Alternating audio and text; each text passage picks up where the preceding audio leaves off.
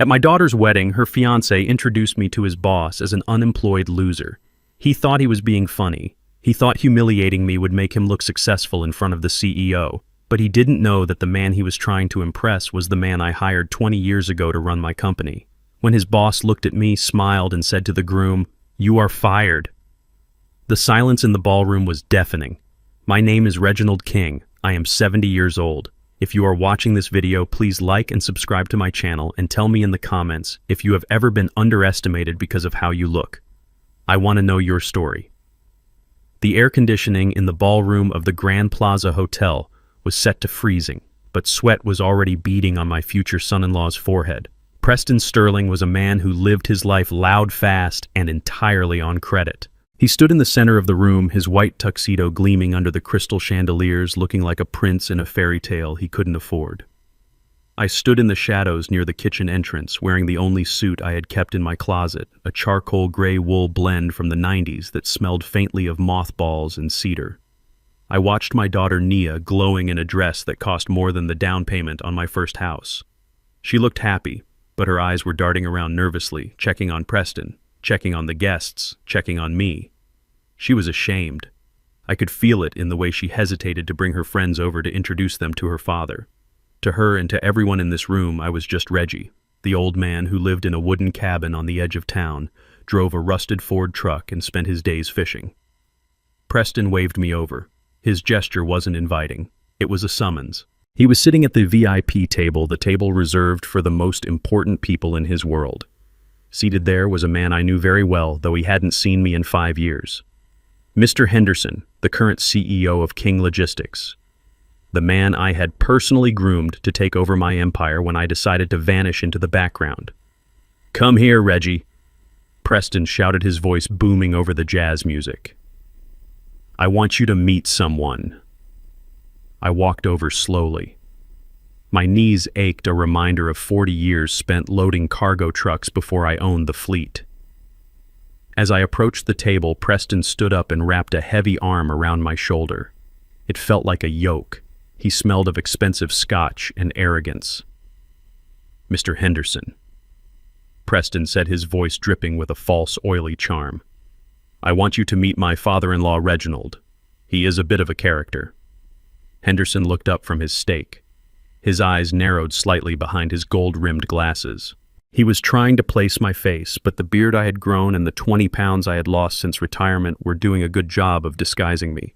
Preston didn't wait for a response. He continued squeezing my shoulder hard enough to bruise. "Reggie here is a simple man. He lives out in the sticks. Unemployed for years, actually. We try to help him out where we can, throw him a bone. But honestly, he is a bit of a loser. I told Nia we had to invite him out of pity. Can you believe he drove a truck here that sounds like a lawnmower?" A few people at the table chuckled nervously. Nia, who was standing a few feet away, dropped her gaze to the floor. She didn't defend me. She didn't say a word. She just let her husband reduce her father to a charity case to score points with his boss. I felt a cold fire ignite in my chest. It wasn't anger, it was clarity. For months I had suspected Preston was not who he claimed to be. I knew he was a regional sales director at my company, but his lifestyle didn't match his salary. The penthouse, the sports car, this wedding that cost $200,000. He claimed he was a top performer, a rainmaker. Standing there listening to him mock me, I realized he wasn't just a liar. He was a fool. I looked at Henderson. The CEO was no longer eating. He was staring at me, his fork suspended halfway to his mouth. The recognition was dawning in his eyes. He looked at my old suit, then at my face, and finally at the class ring on my right hand, a ring identical to the one he wore. It was the ring I gave to the top 5 executives when we hit our first $1 billion. Reggie Henderson whispered, his voice trembling slightly. "Is that you?" Preston laughed, oblivious to the shift in the atmosphere. "Yeah, that is Reggie. Don't worry, he won't ask you for a job. He is too busy watching paint dry on his porch."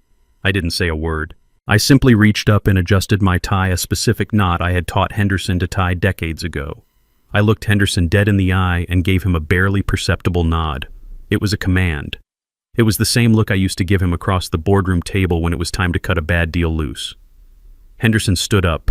The chair scraped loudly against the floor. The noise cut through the chatter at the table. He didn't look at Preston. He didn't look at Nia. He looked only at me, and for a second I saw the terror of a man who realizes he has allowed a hyena into the lion's den. Mr. Sterling Henderson said, his voice icy and projecting loud enough for the surrounding tables to hear. Preston smiled, thinking he was about to receive a compliment. "Yes, sir." "You just called this man an unemployed loser," Henderson said. "Yeah, just a joke, sir." Preston waved his hand dismissively. "Just keeping it light." "It is not a joke to me," Henderson replied. His face was pale. "This man is not unemployed, and he is certainly not a loser. He is the reason you have a job, or rather the reason you had a job." The smile slid off Preston's face like grease. "What?" "You are fired," Preston Henderson said, slicing the air with his hand. "Effective immediately. You are fired for gross misconduct, lack of judgment, and quite frankly for being an idiot." The music seemed to stop. The clinking of silverware ceased. 300 guests turned their heads toward the VIP table. Preston stood there, his mouth opening and closing like a fish pulled onto a dock. "Fired," Preston stammered. "You can't fire me. It's my wedding day. I'm your top salesman." "You are a liability," Henderson spat. "And if you ever speak to this man with disrespect again, I will make sure you never work in this industry again. Get out of my sight." Henderson turned to me and bowed his head slightly. It was a gesture of deep respect, a soldier saluting his general. I kept my face impassive. I didn't want to reveal my full identity yet. Not here, not like this. I wanted Preston to suffer in the confusion. Preston looked at Henderson, then at me, his face twisting into a mask of pure rage. He couldn't process what was happening. In his mind, I was the cause. I was the bad luck. I was the stain on his perfect white tuxedo. Nia let out a gasp, her hands flying to her mouth. The glass of champagne she was holding slipped from her fingers and shattered on the marble floor. The sound was sharp and violent, breaking the trance of the room. I looked at Preston, whose face was turning a dangerous shade of purple. I reached out to a passing waiter, took a glass of red wine from his tray, and took a slow, deliberate sip. "This wine is sour," I said calmly, my voice carrying through the silence. "Just like your manners, Preston." Preston lunged toward me, his hands reaching for the lapels of my old suit. "You did this!" he screamed, spittle flying from his mouth. "You old senile fool. What did you say to him? You ruined everything." Security guards, who Henderson must have signaled, stepped in, immediately restraining Preston before he could touch me. He thrashed in their grip, screaming obscenities, blaming me, blaming the world, blaming everyone but himself. I turned my back on him. I walked over to the table, picked up a linen napkin, and wiped a speck of dust from my sleeve. The wedding was over. The war had just begun. And Preston Sterling had no idea that he had just declared battle against the man who owned the battlefield. Preston didn't just get angry, he shattered. The reality of what Henderson had said hit him like a physical blow, but instead of accepting it, his mind rejected it completely. It was easier for him to believe that the world had gone mad than to admit he had made a mistake. He stood there, his chest heaving, his eyes darting back and forth between Henderson and me with a manic intensity. "You are joking." Preston laughed, but it was a dry, hysterical sound that made the guests closest to him step back. "This is a test, right, boss? You are testing my loyalty. You want to see if I can handle pressure. Well, I can handle it." "Good one, sir. You really had me going there for a second." Henderson didn't smile. He didn't blink. He adjusted his glasses and looked at Preston with the cold detachment of a man watching a bug writhe on a pin. "I am not joking, Mr. Sterling. You are fired. Leave the premises immediately before I have you escorted out by force." That was the spark that ignited the powder keg. Preston's face twisted from confusion to pure, unadulterated violence. He roared a sound that was less human and more animalistic and lunged across the table. He wasn't aiming for me this time. He was aiming for the man who had just taken away his future. "You can't do this to me!" Preston screamed, his hands clawing at the air inches from Henderson's throat. "I made you millions. I am the star of this company."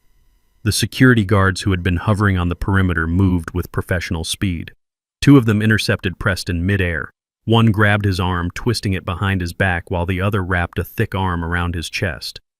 The momentum sent them crashing into a serving table loaded with shrimp cocktails and ice sculptures.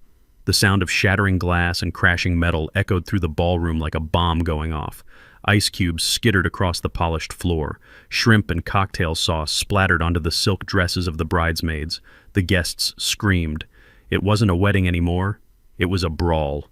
"Let me go," Preston howled, thrashing against the guards. He managed to kick out his expensive dress shoe, connecting with a chair and sending it flying into the crowd.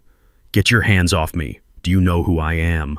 Nia was frozen in the center of the room, her hands pressed over her mouth, watching the man she had just married turn into a monster. She looked at me, her eyes pleading for me to do something to stop it, but I stood still. I took another sip of the sour wine. This was a lesson she needed to see. She needed to see the man behind the mask.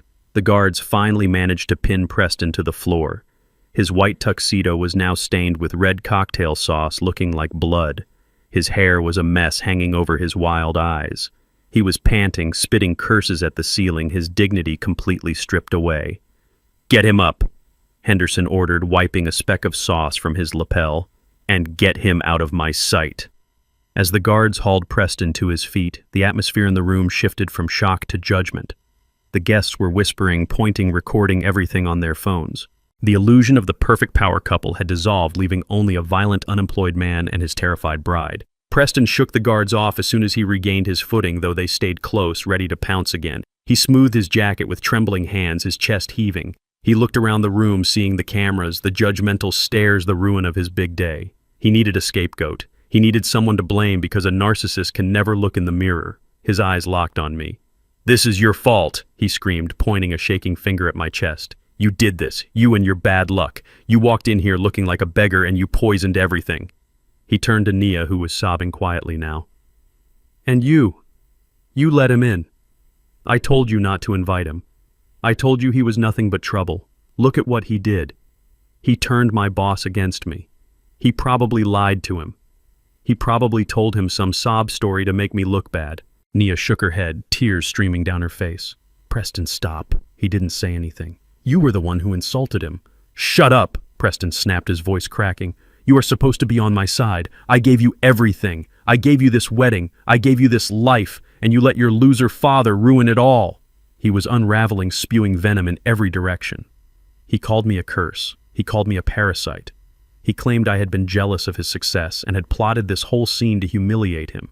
It was delusional, but he believed it. He had to believe it to survive the weight of his own ego. Suddenly, the heavy double doors of the ballroom swung open. A man in an impeccable black suit walked in, followed by two assistants carrying clipboards. It was the hotel manager. He didn't look happy.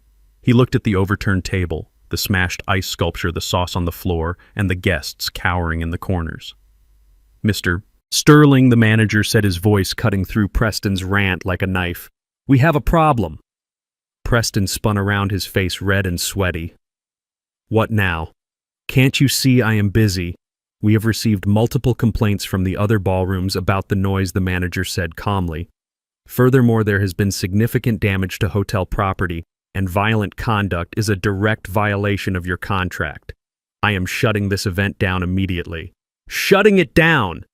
Preston laughed, a manic, high-pitched sound. "You can't shut it down. I paid a fortune for this." Actually, the manager corrected, checking the clipboard. "You paid a deposit. The remaining balance of $30,000 was due at the conclusion of the event. However, given the breach of contract and the damages I am seeing here, I am invoking the immediate payment clause. I need the full balance settled right now, or I will be calling the police to press charges for property damage and theft of services." $30,000. The number hung in the air. The guests went silent again. The music had long stopped. The only sound was the hum of the air conditioning and Nia's soft crying. 30,000, Preston repeated. He looked at the manager, then at the guards, then at the exit. He realized he was cornered. He puffed out his chest, trying to regain some semblance of control. "Fine. Fine. I will pay your stupid bill. And then I am going to sue you for ruining my wedding." He reached into his inner pocket and pulled out a sleek metal wallet. He extracted a black credit card with a flourish, holding it up like a weapon. "Here, take it. Put it all on this. And add a tip for yourself so you can buy a new personality." The manager took the card without a word. He signaled to one of his assistants, who brought over a portable card terminal. The manager inserted the card. He typed in the amount, $30,000. He handed the machine to Preston to enter his PIN. Preston punched the numbers in, aggressively staring at me the whole time with a look of pure hatred. "Watch this, old man," he sneered. "This is what money looks like." The machine beeped. a harsh, flat sound. Transaction declined. The manager looked at the screen, then at Preston. "I am sorry, sir." The card was declined. "Try it again," Preston snapped. "It's a platinum card. It has no limit." The manager tried again. Beep. Declined. Preston's face went pale. He snatched the wallet back and pulled out another card. "Try this one." Beep. Declined. A third card. Beep. Declined. Preston was sweating profusely now. He was tapping the machine, shaking it as if he could force the money to appear. "There must be a mistake. The system is down. Call the bank." "There is no mistake, sir," the manager said, his voice dropping an octave. "The cards are maxed out. Or frozen. Do you have another form of payment?" Preston looked at Nia. "Do you have your card?" Nia shook her head. "You told me to leave my purse in the suite. I don't have anything on me." Preston looked around the room. His friends were looking at the floor. His parents were nowhere to be seen. He was alone, completely and utterly alone, with a $30,000 debt hanging over his head and the threat of jail time closing in. Then his eyes landed on me again. He stared at me, and a twisted idea formed in his desperate mind. He walked over to me, invading my personal space, his breath hot and smelling of desperation. "You," he hissed. "You pay it." I looked at him calmly. "Excuse me." "You heard me," Preston shouted, his voice echoing off the walls. "This is your fault. You got me fired. You caused this scene. You are the father of the bride. It is tradition for the father to pay. So, pay it." He pointed at my old suit, at my worn shoes. "I know you have some savings tucked away in a mattress somewhere. Dig it out. Write a check. Do whatever you have to do. But you are not leaving this room until you fix the mess you created." He grabbed my lapel again, his eyes bloodshot and wild. "Pay the bill, old man, or I swear to God I will make sure you never see your daughter again." I reached into the inner pocket of my frayed wool jacket. The movement was slow and deliberate, drawing the eyes of everyone in the room. Preston stopped breathing. His eyes locked onto my hand, his pupils dilated with a mixture of greed and relief. He thought he had won. He thought his intimidation tactics had worked and that the old man was about to pull out a checkbook to save the day. I saw the tension leave Nia's shoulders. She let out a shaky breath, believing that her father was going to fix the disaster she had married into. She looked at me with gratitude, but underneath that I saw the expectation. She expected me to pay because I had always paid. I withdrew a single cream-colored envelope. It was slightly bent at the corners. I held it out to Preston. "Take it," I said softly. Preston snatched it from my hand like a starving dog grabbing a bone. He didn't even say thank you. He tore the flap open, his fingers shaking, looking for the check that would clear his debt and restore his ego. He pulled out the contents. It wasn't a check, it wasn't cash, it was a greeting card. A simple card with a picture of a sailboat on the front. Preston stared at it. He flipped it over. He shook the envelope upside down, hoping something else would fall out. Nothing did. He opened the card and read the handwritten message inside. I had written it that morning while drinking my coffee. "Independence is the greatest gift a father can give. Congratulations on your new life." Preston looked up at me, his face contorted in disbelief. "Is this a joke?" he spat, throwing the card onto the floor. "Is this some kind of sick joke? I need $30,000 and you give me a Hallmark card. It is not a joke." I replied, my voice steady. "It is a lesson." "You said you are a self-made man, Preston. You said I was a loser. A loser cannot help a winner. You are on your own." Nia rushed forward, grabbing my arm. Her nails dug into my sleeve. "Daddy, please, you can't do this. The manager is going to call the police. They are going to arrest him. Please, just pay it. I know you have savings. I know you have the money from Mom's life insurance. Just give it to him. Do it for me." I looked at my daughter. I looked at the woman I had raised to be strong, to be independent, to be kind. And all I saw was a stranger who was willing to bleed her father dry to protect a man who had just humiliated him. "I have paid enough, Nia," I said, my voice hardening. She shook her head. "You haven't paid anything. You just gave us a card." "I haven't paid anything." I repeated, a bitter laugh escaping my lips. "Let me refresh your memory, daughter. Who do you think paid off the loan on your red Audi last year when Preston forgot to make the payments for 4 months? It wasn't the bank being nice. It was me." Nia froze. Her eyes went wide. "Who do you think put up the down payment for that condo in downtown Atlanta you two brag about owning?" I continued, my voice rising just enough to carry over the whispers of the crowd. You told everyone it was Preston's bonus. Preston told everyone he was a real estate genius, but I wrote that check. I sent it anonymously to the closing attorney so you wouldn't lose the deal. Preston stepped back looking like he had been slapped. He knew. He had always suspected, but he had never wanted to admit that his lifestyle was subsidized by the man he despised. And the credit card debt, I added, looking directly at Preston. The $50,000 you racked up on online gambling last Christmas. You told Nia you won a lottery scratch-off to pay it back. There was no lottery. I paid the bookie because I didn't want men with baseball bats showing up at my daughter's door. I stepped closer to them. I have spent $200,000 in the last 2 years cleaning up your messes. I did it from the shadows because I wanted you to have dignity. I wanted you to have a chance to stand on your own feet. But today, you showed me that you don't want dignity. You want a servant. You want an ATM. Nia was crying openly now, her makeup running down her face. Daddy, stop. Please stop. Everyone is listening. You are embarrassing us. I am not embarrassing you, I said coldly. You embarrassed yourselves. You introduced me as a loser. You introduced me as a burden. Well, congratulations. The burden is gone, and so is the bank. Preston wiped the sweat from his face, his eyes darting around the room like a trapped animal. He saw the security guards moving closer. He saw the manager tapping his watch. He needed a lifeline, and he realized he had one card left to play. Nia, he barked, use the emergency card. The one your dad gave you for medical emergencies. It has a high limit. Use it. Nia looked at me, then at Preston. She hesitated. Do it, Preston screamed. Or I am going to jail. Nia reached into her purse. She pulled out a small silver credit card. It was a supplementary card linked to one of my private accounts. I had given it to her 5 years ago, telling her it was for life or death situations only. She had never used it, until now. She walked toward the manager, her hand trembling. Here, she said, her voice barely a whisper. Try this.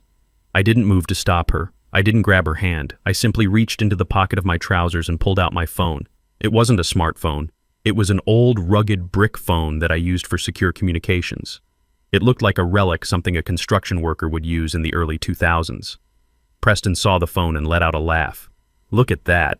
He is calling for help on a dinosaur. I didn't look at him. I dialed a short code. *99#. It was a direct command to my banking mainframe, a kill switch I had programmed for this specific account. I pressed send. The manager took Nia's card. He swiped it. He waited. I watched the machine. I watched the red light blink. Declined, the manager said. Nia gasped. That is impossible. Daddy said it had $50,000 on it. Try again. The manager swiped it again. Declined. Card invalid. Please confiscate. The manager looked at Nia. I am sorry, ma'am. This account has been frozen, and the bank has ordered me to keep the card. He slipped the plastic rectangle into his pocket. Nia turned to me, her face a mask of betrayal. Daddy, what did you do? I put the brick phone back in my pocket. I patted the side of my leg. I cut you off, Nia, I said. You chose him. You chose the man who mocks your father. You chose the man who spends money he doesn't have. You chose the man who values appearance over character, so you can deal with the consequences together. That is what marriage is. Preston roared in frustration and tried to rush me again, but the security guards were ready. They slammed him against the wall, handcuffing him before he could take 2 steps.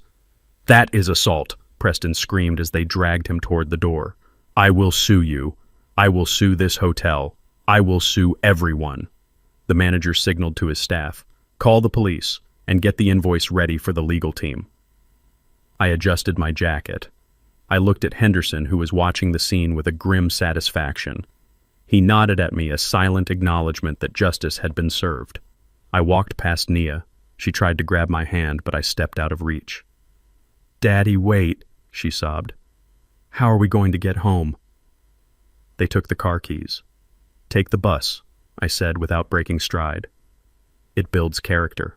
I walked out of the ballroom, the heavy doors swinging shut behind me, cutting off the sound of Preston's screaming and my daughter's crying. I walked through the lobby and out into the cool night air. My rusted Ford truck was waiting for me in the valet line, parked right next to the Bentleys and Mercedes. The valet boy looked at me holding my keys. Ready to go, sir? He asked. I took the keys and climbed into the cab. The engine roared to life with a rough, sputtering sound that Preston hated. I smiled. It was the sound of freedom. I drove away from the hotel, leaving the chaos in my rearview mirror, knowing that the hardest part was yet to come. They would come for me. They would come for my land, and I would be ready. 3 days passed in a silence that felt heavy like the air before a tornado touches down. I spent those days sitting on my porch, whittling a piece of cedar wood and watching the road. I knew Preston wasn't done. A man like him, stripped of his ego and his income, doesn't just fade away. He explodes. I just didn't know when the shrapnel would fly. It happened on Tuesday afternoon. A black SUV tore up my gravel driveway, kicking up a cloud of dust that settled over my freshly washed truck. They didn't park. They skidded to a halt inches from my front steps. Preston jumped out of the driver's seat. He looked like a man who hadn't slept in 72 hours. His expensive shirt was wrinkled. His eyes were bloodshot, and he moved with the jerky, frantic energy of an addict looking for a fix. Nia climbed out of the passenger side. She looked smaller than I had ever seen her. Her shoulders hunched, her eyes fixed on the dirt. Preston didn't knock. He kicked the front door open. The old wood groaned and splintered near the lock, the sound echoing through the small cabin like a gunshot. He stormed into my living room, bringing the smell of stale sweat and desperation with him. "You think you are smart, old man?" he screamed, his voice cracking. "You think you can ruin my life and just sit here playing with sticks?" I stood up slowly from my armchair, my hand tightening around the handle of my pocket knife. "Get out of my house, Preston. This isn't a house," he spat, spinning around. "It is a shack. It is a termite mound. I don't know how Nia lived in this filth." He grabbed a ceramic vase from the mantel. It was a simple blue thing, imperfect and slightly lopsided. My wife Beatrice had made it with her own hands 40 years ago in a pottery class we took together. It was the first thing she ever made. "Don't touch that," I warned, my voice dropping to a dangerous growl. Preston looked me in the eye and smashed the vase against the floor. The ceramic shattered into 100 pieces. He kicked the shards across the room, grinding the memory of my wife into the dust. "Oops," he sneered. He then grabbed a framed photo from the side table. It was the last picture taken of Beatrice before the cancer took her. She was smiling, sitting in the garden, wearing her favorite sun hat. "And this garbage," Preston yelled. "It belongs in the trash." He threw the photo out the open door. It landed face down in the dirt of the front yard. My heart hammered against my ribs with a violence I hadn't felt in years. I wanted to tackle him. I wanted to break him. But I stayed rooted to the spot. Violence was his language. If I fought him physically, he would win the narrative. I had to beat him my way. Preston reached into his jacket and pulled out a thick legal envelope.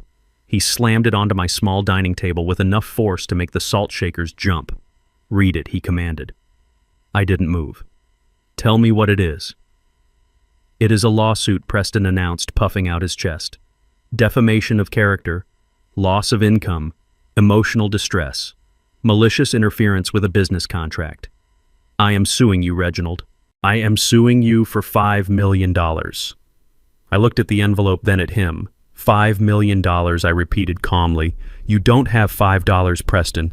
"I will when the court is done with you," he shouted. "You told lies to Henderson. You slandered me. You destroyed my reputation in this town. I can't get a job interview. No one will hire me. You took everything from me, so now I am going to take everything from you." I looked at Nia. She was standing by the door, refusing to look at the broken vase or the photo in the dirt. She was trembling. "Nia," I said softly, "is this what you want?" She didn't answer.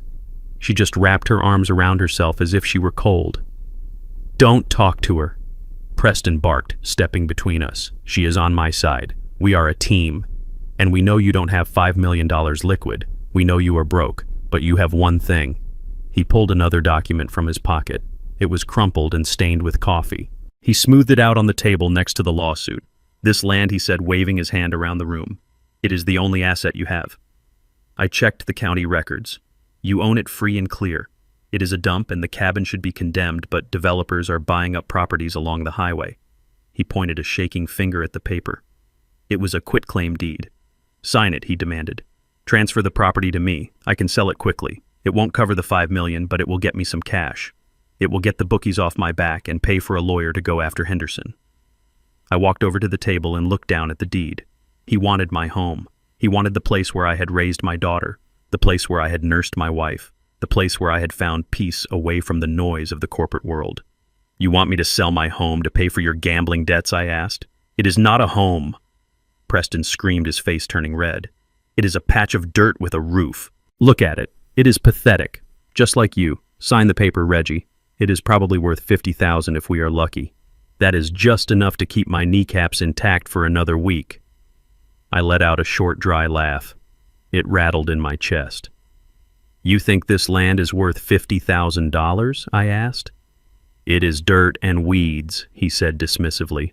"What else could it be worth?" I picked up the deed and looked at the legal description. He hadn't even read it properly. He just saw a cabin and a driveway. "Preston," I said, my voice steady and cold. "You see a shack and a garden. You see what is in front of your face. But you didn't look at the survey." I stepped closer to him, forcing him to look up at me. "This cabin sits on 50 hectares of land," I revealed.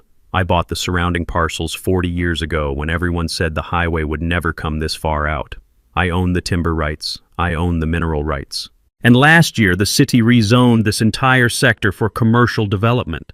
Preston's eyes bulged. His mouth fell open.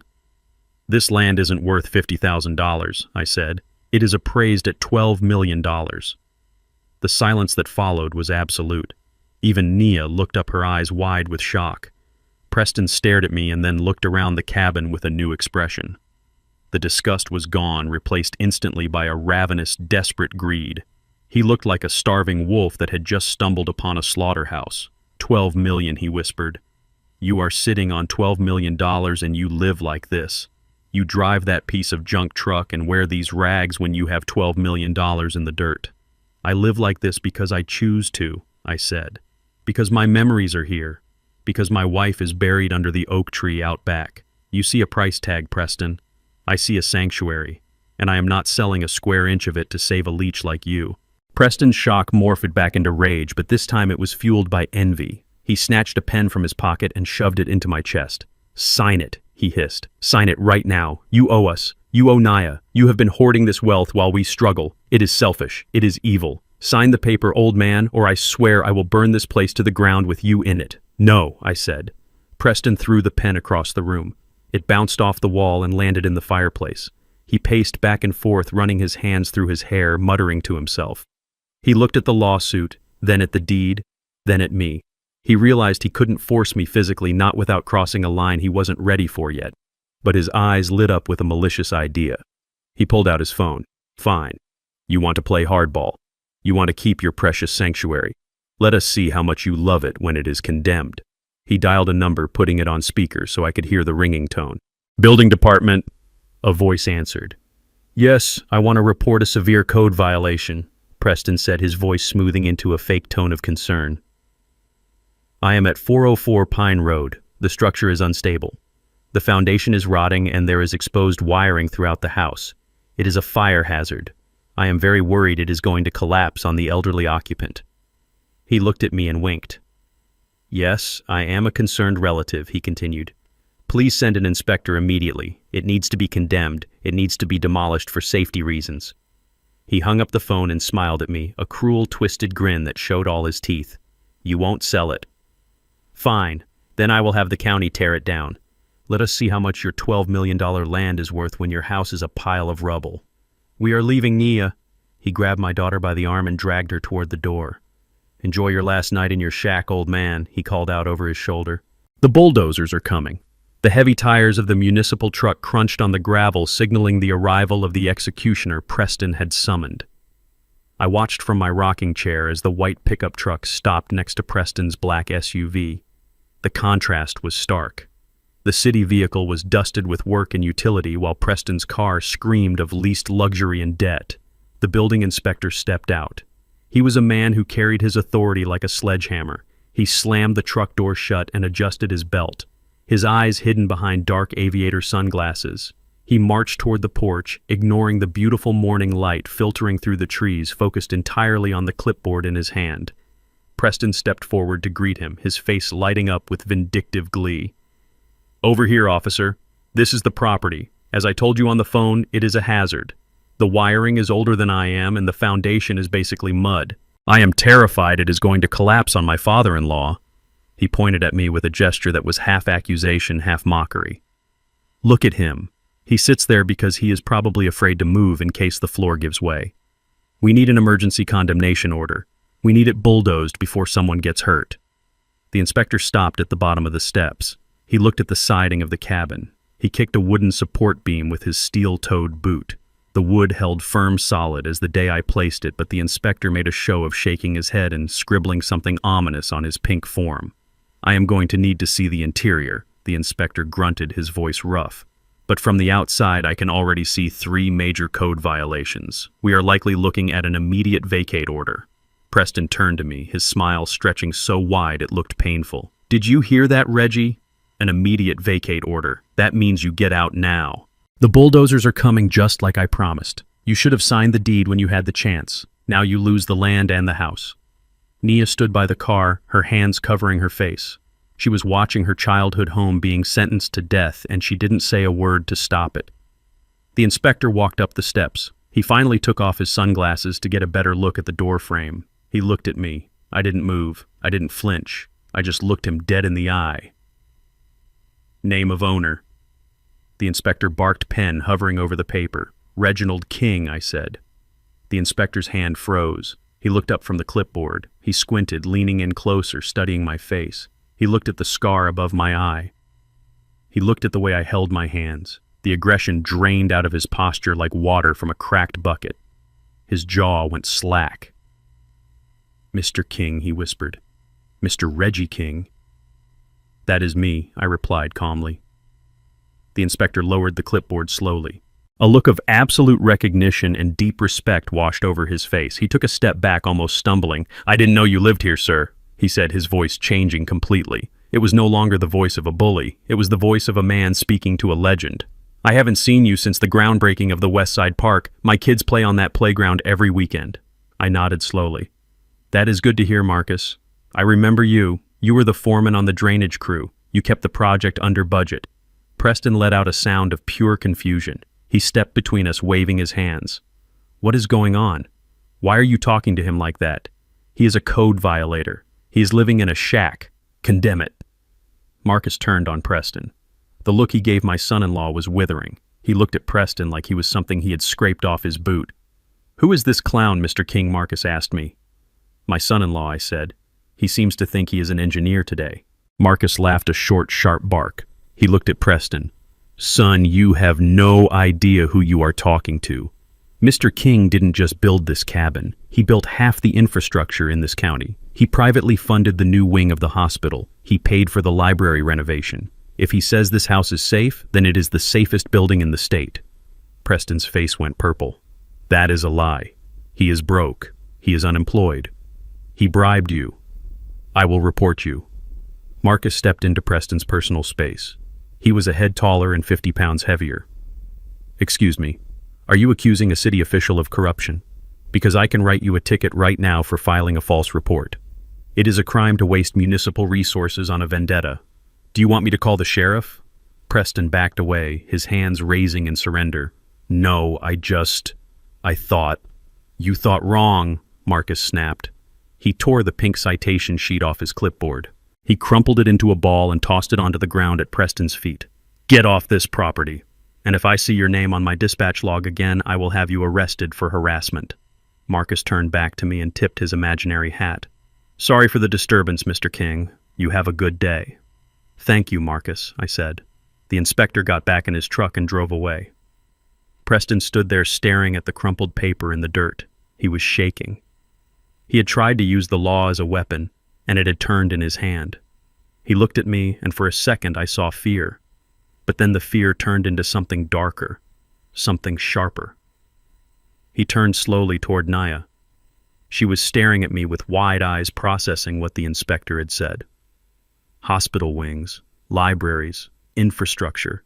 Did you hear that Nia Preston said, his voice soft and poisonous? Nia blinked.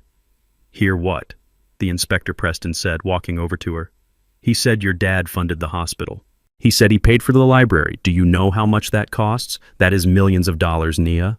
Millions. He grabbed her shoulders and spun her to face me. He isn't broke, Nia. He has been lying to you. He has been hoarding millions of dollars while we suffer. He watched us get evicted. He watched me lose my job. And he sat here on his piles of cash and did nothing."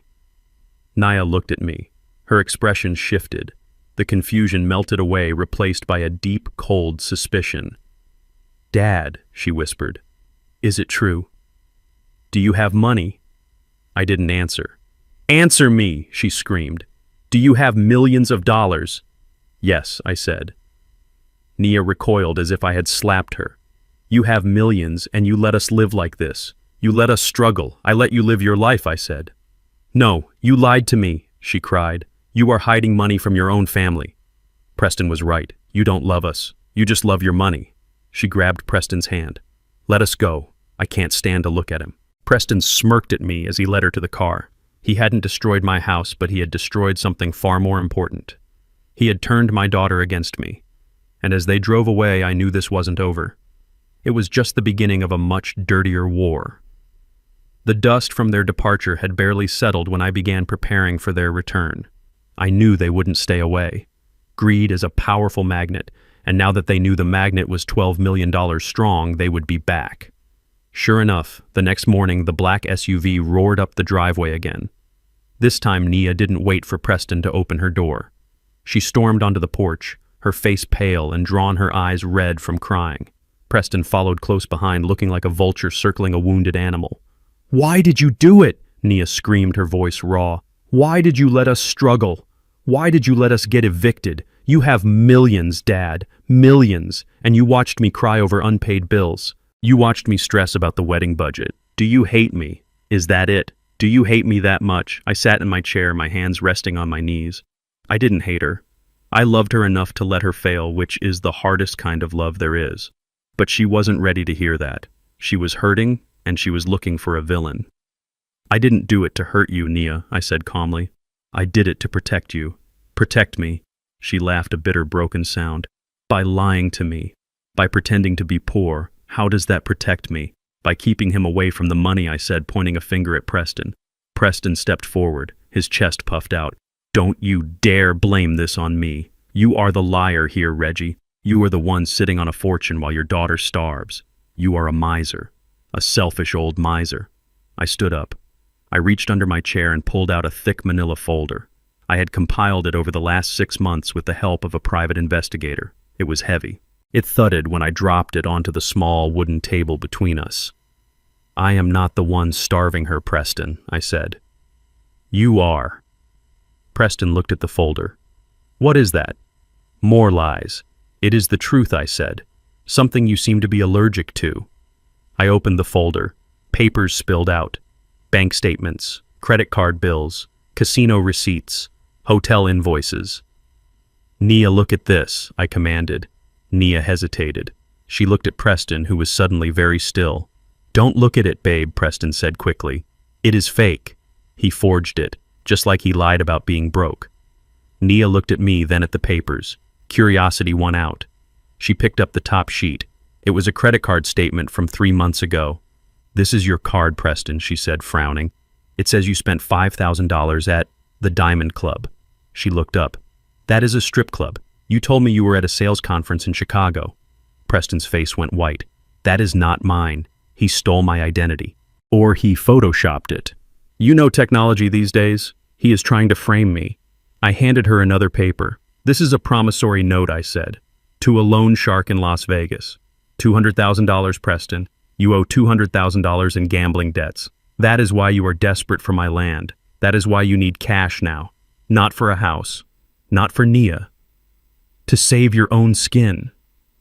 Nia flipped through the pages. Her hands were shaking violently. There were receipts for jewelry she had never received. There were hotel bookings in town for nights he said he was working late.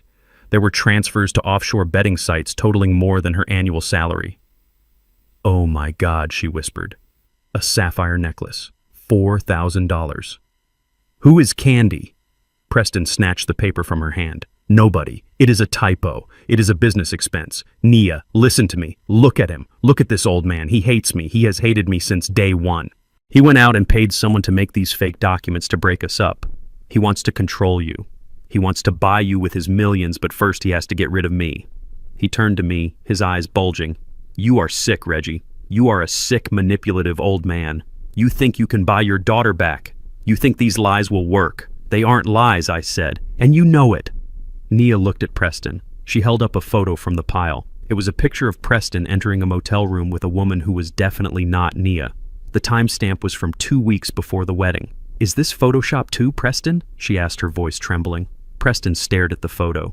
The evidence was irrefutable. The cornered animal panic set in. He couldn't deny it, so he attacked. He grabbed Nia by the shoulders and shook her hard. You are being stupid, he shouted. Can't you see what he is doing? He is gaslighting you. He is the enemy here. He is the one with the secret fortune. I am your husband. You are supposed to trust me. I don't know, Preston, Nia sobbed, trying to pull away. There is so much. The dates match. The money. Shut up, Preston screamed. He raised his hand, his face twisted in a snarl of pure aggression. He was going to hit her. He was going to strike my daughter to silence her doubts. The air in the room changed instantly. I moved.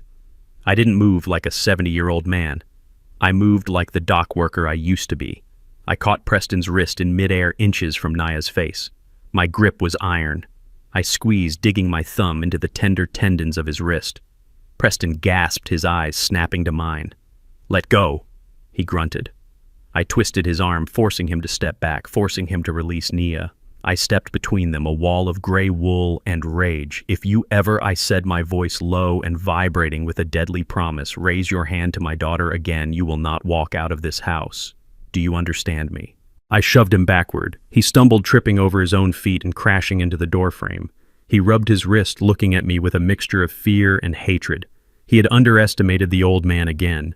Nia was crying, clutching the damning papers to her chest. She looked at Preston with horror, as if seeing him for the first time. Get out, I told him. Get off my property. Preston straightened his jacket. He looked at Nia, then at the papers, then at me. He regained a sliver of his bravado, the mask sliding back into place. Fine, he spat. I am leaving. But this isn't over, old man. You think you have won because you have some money and some fake photos. But you don't know who you are dealing with. He pointed a finger at me. You are going to regret this. I am going to take everything. The land, the money, the girl. You are going to die alone in this shack, and I am going to piss on your grave. He turned to Nia.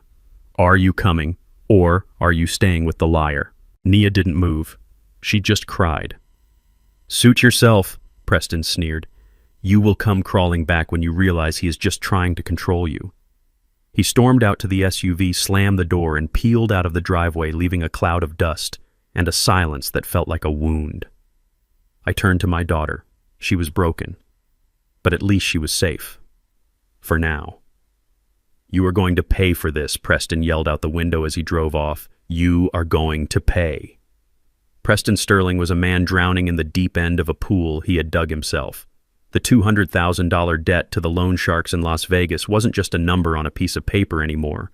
It was a ticking bomb. After I kicked him off my property, he didn't go to a hotel. He couldn't. His credit cards were frozen blocks of useless plastic. He parked his leased SUV, which was likely days away from repossession, in the back lot of a 24-hour diner on the edge of town. He sat there in the dark, the engine idling, the air conditioning, fighting a losing battle against the sweat pouring down his face. He opened his laptop. It was a sleek Silver Machine Company property he had failed to return after Henderson fired him at the wedding. He stared at the screen, his reflection looking back at him ghostly and terrified. He knew he had one card left to play in the corporate world. He knew where the bodies were buried. Or rather, he knew where the money was buried. King Logistics maintained a database known internally as the Gold Ledger. It was a list of our top 500 clients, their private contact information, their shipping routes, and their contract renewal dates. It was data worth millions to a competitor. If Preston could download that file and sell it to our biggest rival across town, he could pay off the loan sharks and still have enough left over to fight me for the land. He cracked his knuckles. He connected to the diner's free Wi-Fi. He launched the secure VPN client. His hands were shaking so badly, he mistyped his password twice. On the third try, the connection bar turned green. Access granted. He let out a breath he didn't know he was holding. A twisted smile spread across his face. He thought we were stupid. He thought Henderson had forgotten to revoke his credentials in the chaos of the wedding aftermath. He navigated through the server folders, his eyes scanning for the file. There it was. Gold Ledger Master XLSX. He clicked download. "I got you," he whispered to the empty car. "I got you all." The progress bar appeared on his screen. 10%, 20%. He was already calculating the payout. He was already imagining the look on Henderson's face when the company lost its biggest accounts. He was salivating at the thought of buying a lawyer to destroy me. 50%. At that exact moment, I was sitting on the porch of my cabin watching the fireflies dance in the twilight. A mug of chamomile tea sat on the railing, steam rising into the cool air. The silence of the woods was absolute, a stark contrast to the chaos brewing in Preston's life. I felt a vibration in the pocket of my work trousers. It wasn't a smartphone notification. It was a steady, rhythmic pulse from my old brick phone. I pulled it out. The small monochrome screen was glowing with a single line of text. "Intrusion detected. User ID Sterling." I didn't panic. I didn't rush to a computer. I took a sip of my tea. Preston thought he had found a security oversight. He thought he had found a back door. What he didn't know was that I had built that back door myself 20 years ago. When I designed the architecture for the company's digital infrastructure, I built a honeypot. It was a trap designed specifically for disgruntled ex-employees who thought they could burn the house down on their way out. The file he was downloading wasn't the client list. It was a digital executable file disguised as a spreadsheet. It was a program I called the guillotine. I looked at the phone. It gave me two options. One was to block the access. The other was to execute the countermeasure. I thought about the way he spoke to my daughter. I thought about the vase he smashed. I thought about the disrespect he showed to the people who built this company. I pressed the button for option 2. Execute. In the parking lot of the diner, Preston's laptop screen flickered. The download bar hit 99% and stopped. "Come on," he hissed, tapping the enter key. "Come on, you piece of junk." The screen didn't finish the download. Instead, it turned a bright, angry crimson. A text box appeared in the center of the screen, black letters against the red background. "Unauthorized access detected. Countermeasures initiated. Smile, you are on camera." Preston froze. The little green light next to his webcam turned on. Before he could cover it, the camera snapped a series of high-definition photos of his face, capturing the exact moment his arrogance turned to terror. Then the laptop went haywire. The cooling fans spun up to maximum speed, creating a high-pitched whine that sounded like a jet engine taking off. The hard drive began to overwrite itself, scrubbing every piece of data Preston had ever saved. His personal emails, his banking passwords, his contacts, his evidence for his fake lawsuit against me. It was all being eaten by the code I had written 2 decades ago. "No," Preston screamed. He tried to force shut the laptop, but the screen wouldn't turn off. He held the power button down, but the machine ignored him. The speakers blasted a loud, oscillating siren noise, drawing the attention of everyone walking into the diner. Preston panicked. He threw the laptop onto the passenger seat as if it were burning hot. The screen finally went black, but the damage was done. The device was a brick, and the signal had already been sent. 5 minutes later, Preston's phone buzzed. It was an email notification. He checked it, his hands trembling. It was from the legal department of King Logistics. Subject: Notice of legal action. Mr. Sterling, we have logged a verified attempt of corporate espionage originating from your personal device. We have photographic evidence and IP logs confirming your identity. We are filing immediate charges with the FBI for violation of the Economic Espionage Act.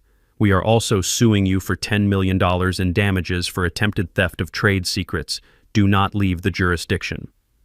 Preston dropped the phone. He screamed a long, guttural sound of pure frustration and fear. He punched the steering wheel, tears of rage streaming down his face. He was trapped. He had tried to steal his way out of debt and had only succeeded in digging a hole so deep he could never climb out. He looked at the darkened cabin of his car. He was broke. He was facing federal prison. He had enemies on all sides. The loan sharks, the company, me. He needed a way out. He needed a nuclear option. His eyes narrowed as a new dark thought entered his mind. He couldn't beat me with money. He couldn't beat me with the law. He couldn't beat me with business. But there was one thing he could use, one weakness he thought I had. My age. He picked up his phone again. He dialed Nia's number. His voice changed instantly, shifting from the rage of a cornered animal to the smooth, manipulative tone of a concerned husband. "Nia, baby, listen to me," he said, his voice thick with fake emotion. "I just tried to log into my old work email to get some contacts to find a new job, and your dad blocked me. He hacked my computer. He is destroying my electronics remotely." He paused, letting the lie sink in. "Honey, I am really worried about him. This isn't normal behavior. The paranoia, the aggression, the hoarding of money while living in squalor. I spoke to a specialist friend of mine. These are classic signs of advanced dementia. He is a danger to himself and to others." He took a deep breath, preparing to deliver the final blow. "We can't let him live like this, Nia. We have to take control, for his own good. We need to get him help. We need to get him committed. And once we are his legal guardians, we can stop him from hurting us anymore." He hung up the phone and started the car. A cruel smile played on his lips. If he couldn't steal my money, he would simply take away my freedom. He would lock the old man away and take the keys to the kingdom. It was time for the final hand, the nursing home plot. The seed of doubt Preston planted in my daughter's mind bloomed into a poisonous tree within hours. He didn't give her time to think. He didn't give her time to come ask me for the truth. He isolated her in their cramped, temporary apartment and bombarded her with fear. I wasn't there to defend myself, but I know exactly what he said because Nia told me later through tears of shame. He paced around her waving his dead phone like a prop in a horror movie. He told her that I hadn't just blocked him from a computer. He told her I was raving. He claimed I had called him screaming about spies and assassins. He told her that the millions of dollars I claimed to have were just a symptom of extreme delusion, a common fantasy for seniors losing their grip on reality. He leaned in close, whispering his darkest lie yet. He told her I was hoarding kerosene. He said I had threatened to burn the cabin down to keep the government away from my imaginary fortune. "Do you want to get that call, Nia?" he asked her, his voice trembling with fake concern. "Do you want the sheriff to call you at 3 in the morning to tell you your father burned to death because we didn't act? We are the only ones who can save him. He is sick, baby. He is so sick he doesn't even know who he is anymore. That is why he attacked me.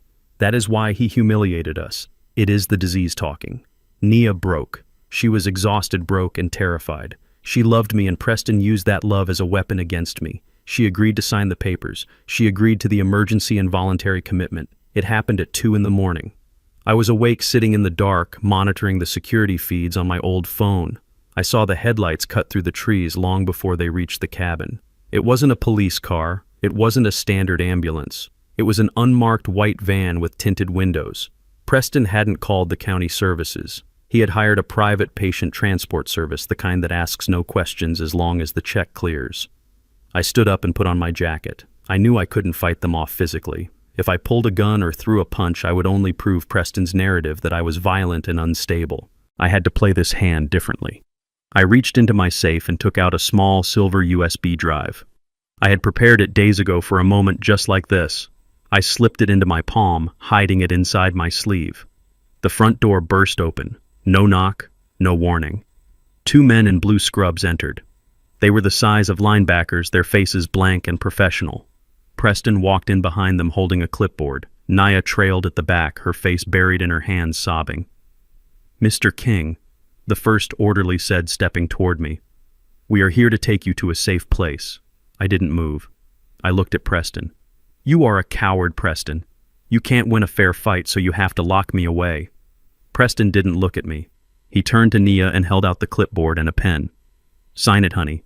The doctor is waiting. We have to do this now before he hurts himself." Nia looked at me. Her eyes were wide with terror and sorrow. "Daddy, please. It is for your own good. You are not well." "We just want to help you." "I am perfectly sane, Nia," I said calmly. "And he is lying to you." "See?" Preston shouted, pointing at me. "He is paranoid. He thinks everyone is lying. Sign the paper, Nia. Do it now." Nia's hand trembled as she signed the involuntary commitment order. The scratch of the pen on the paper sounded like a sentence being passed. As soon as the ink was dry, the orderlies moved. They didn't ask me to walk. They grabbed my arms. I stiffened, planting my feet. "I can walk," I said. "He is resisting." Preston yelled. "Sedate him." One of the men pulled a syringe from his pocket. It was already prepped. He didn't hesitate. He jabbed it into my shoulder through the wool of my jacket.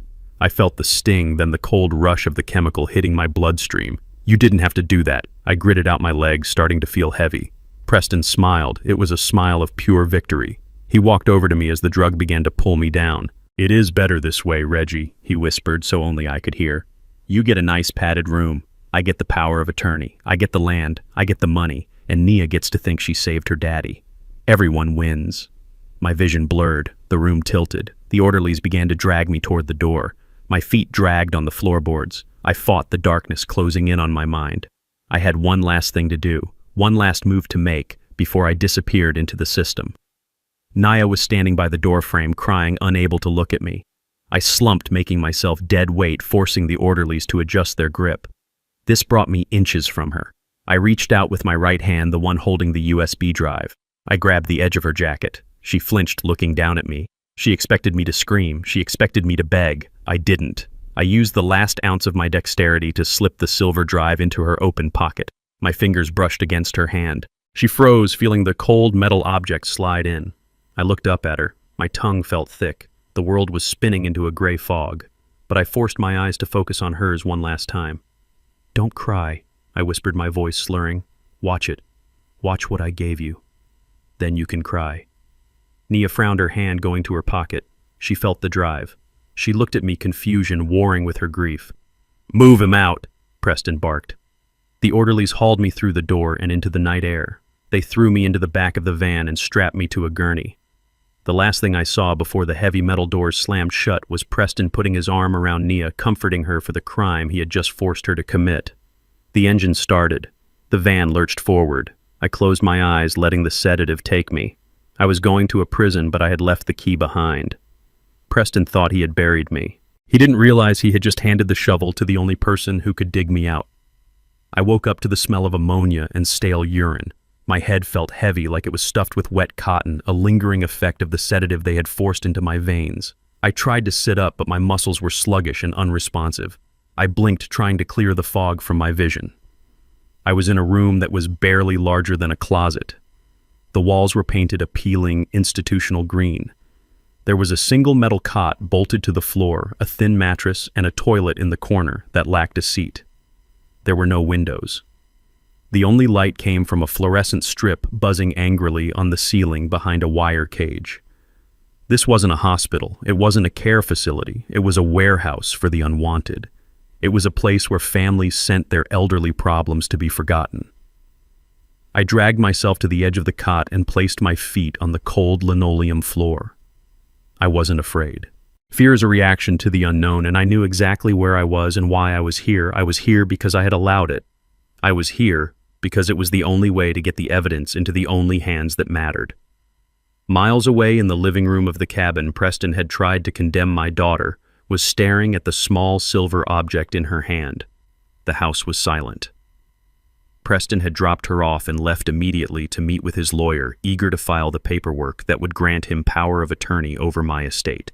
He had left Nia alone with her guilt. She sat on the sofa where I used to read the newspaper. She looked at the USB drive I had slipped into her pocket. Her fingers trembled. She remembered my last words. "Watch it. Then you can cry." She reached for her laptop. It was an old machine, one I had bought her for college years ago. She plugged the drive into the side port. A folder popped up on the screen. It contained a single video file titled Simply the Truth. She hesitated. Her heart was pounding a frantic rhythm against her ribs. Part of her wanted to pull the drive out and throw it into the fireplace. Part of her wanted to believe the lie that Preston was her savior and I was the villain. But the doubt I had planted was a deep root. She moved the cursor and clicked play. The video player opened. The footage was from a hidden camera angle high up and wide. It was the interior of Preston's SUV. The timestamp was from 3 days ago, the afternoon he had come to threaten me with the lawsuit. Nia leaned in. On the screen, Preston was driving. He wasn't alone. In the passenger seat sat a woman Nia didn't recognize. She was young, blonde, and laughing. She had her hand resting intimately on Preston's thigh. "So he really has millions?" the woman asked, her voice tinny through the laptop speakers. $12 million in land alone, Preston replied, a smug grin plastered on his face, plus whatever cash he is hoarding. The old fool has been sitting on a gold mine while I have been dodging calls from collectors. And what about the wife, the woman asked. The daughter, does she know? Nia held her breath. She knows now. Preston laughed. But she is stupid. She is so desperate for love she believes anything I tell her. I told her the old man is crazy and she ate it up. She is weak. She is just like her father, pathetic and soft. The woman in the video giggled. So, what happens when you get the money? Preston took one hand off the wheel and squeezed the woman's leg. Once I get the power of attorney and sell that dirt, I am kicking Nia to the curb. I will give her a few $1,000 to shut her up and file for divorce. She is annoying anyway, always crying, always whining about her daddy. I am done with her. We take the cash, we buy a place in Miami, and we live like kings. Nia gasped. The air left her lungs. She watched as the Preston on the screen leaned over and kissed the woman a long, passionate kiss while driving the car her father had paid for. He is in a nursing home by the end of the week, Preston bragged to his mistress. And once he is locked up and medicated, nobody will ever listen to him again. He will rot in there, and we will be spending his fortune. Nia slammed the laptop shut. She couldn't watch anymore. She couldn't breathe. The scream that tore from her throat was raw and primal, a sound of pure agony. It wasn't just heartbreak. It was the shattering of her entire reality. I had been right. I had been right about everything. The gambling, the cheating, the theft. She had betrayed the only man who had ever truly loved her for a man who called her stupid and weak.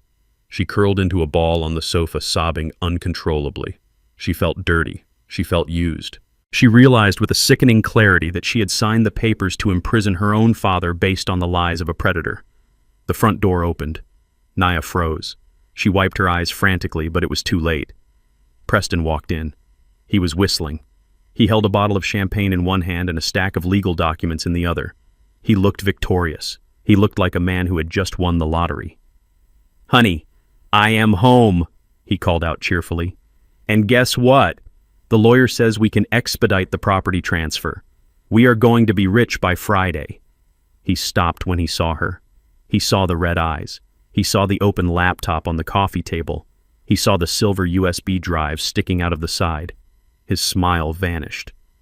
The bottle of champagne lowered slowly to his side. The air in the room turned electric with tension. "What are you watching, Nia?" he asked, his voice dropping to a low, dangerous tone. Nia stood up. Her legs were shaking, but she stood. She looked at him, and for the first time she didn't see her husband. She saw a monster. "You are cheating on me," she whispered. Preston blinked. "Who told you that?" "Your crazy father." "I saw it," she screamed, pointing at the computer. "I saw you with her. I heard you. You called me stupid. You said you were going to dump me as soon as you got the money. You are stealing my father's land." Preston looked at the laptop. He didn't try to deny it. He didn't try to make up a lie. He dropped the champagne bottle. It didn't break. It rolled across the rug with a dull thud. He dropped the papers. He lunged forward. He grabbed the laptop with both hands and raised it above his head. With a roar of rage, he brought it down onto the corner of the heavy wooden table. The screen shattered. Plastic and glass flew across the room. He smashed it again and again until the device was nothing but twisted metal and wires. He ripped the USB drive out of the port and crushed it under his heel, grinding it into the floorboards. There he panted, staring at the debris. "Now you haven't seen anything. It is your word against mine. And who is going to believe a hysterical woman whose father is in the loony bin?" "You are insane," Nia cried, backing away toward the kitchen. "I am calling the police. I am going to get my dad out." Preston moved faster than she expected. He grabbed her arm and spun her around. He shoved her toward the bedroom. "You aren't calling anyone," he snarled. "You are going to stay right here. You are going to sit in that room and shut your mouth until the sale goes through. If you try to leave, if you try to call anyone, I will tell the doctors you are just as crazy as your old man. I will have you committed right next to him." He threw her into the bedroom and slammed the door. Nia heard the lock click. She pounded on the wood, screaming for him to let her out, but he just laughed. "Sit tight, wifey," he shouted through the door. "We are almost at the finish line." Back in my cell, the heavy steel door opened. A large orderly walked in. He held a cordless phone in his hand. He looked at me with dead eyes. "Call for you," he grunted. He held the phone to my ear. I couldn't move my arms fast enough to take it. "Hello?" I rasped, my throat dry. "Hello, Reggie." Preston's voice chirped in my ear. How is the vacation? Is the food good? You won't get away with this, Preston, I said. I already have, he replied.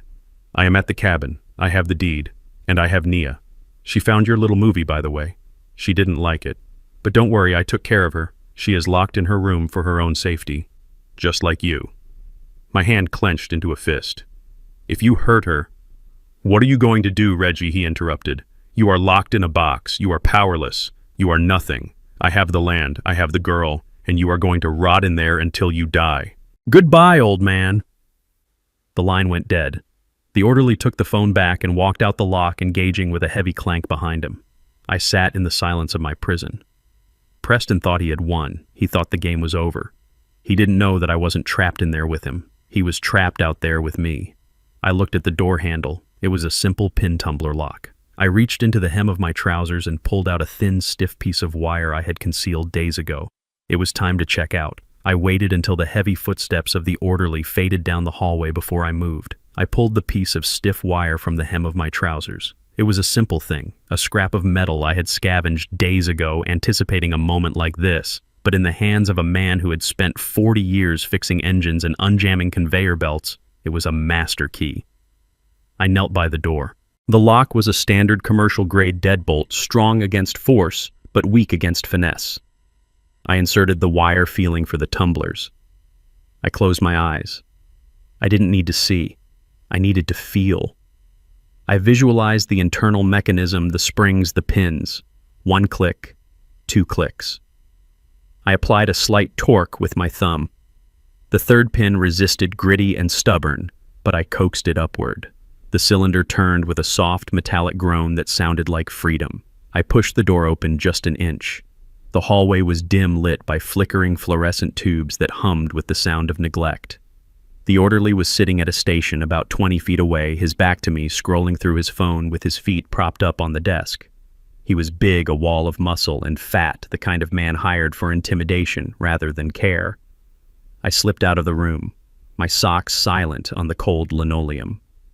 I didn't run. Running attracts attention. I walked with a predator's stalk, closing the distance before he even knew the air in the room had shifted. He must have sensed me at the last second. He spun his chair around, dropping his phone. "Hey!" he shouted, starting to rise. "Get back in your room, old man!" He reached for the taser on his belt. He was slow. He was confident. He saw gray hair and wrinkles and assumed I was frail. He didn't see the man who had built an empire with his bare hands. He didn't see the man who had loaded cargo ships in the freezing rain until his muscles turned to steel cable. I didn't stop. I stepped inside his reach as he lunged for me. He tried to grab my throat. I slapped his hand away and drove my fist into his solar plexus. It wasn't a wild swing. It was a short piston-like strike fueled by 70 years of gravity and rage. The air left his lungs in a wet wheeze. He doubled over. I didn't give him time to recover. I grabbed the back of his neck with one hand and his belt with the other, using his own momentum to slam him face first into the desk. His head bounced off the laminate surface with a sickening thud. He slid to the floor, groaning, clutching his face.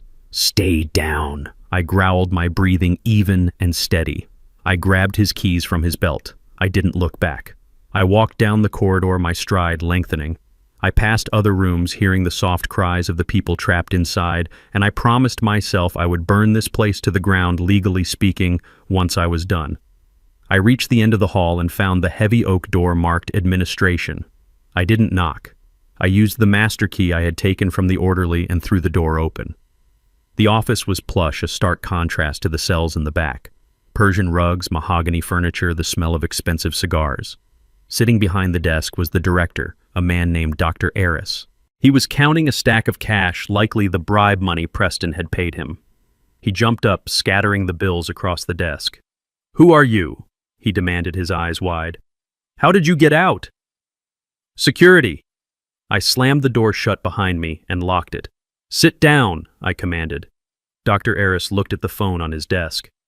"Don't even think about it," I said, walking toward him. "By the time you dial, I will be across this desk. And unlike your orderly, I won't be gentle." He sat back down, his face pale. "Look, Mr. King, we can work this out. Your son, he paid for a premium package. We are just following protocol." My son didn't pay for anything, I said, leaning over the desk. He paid you with stolen money.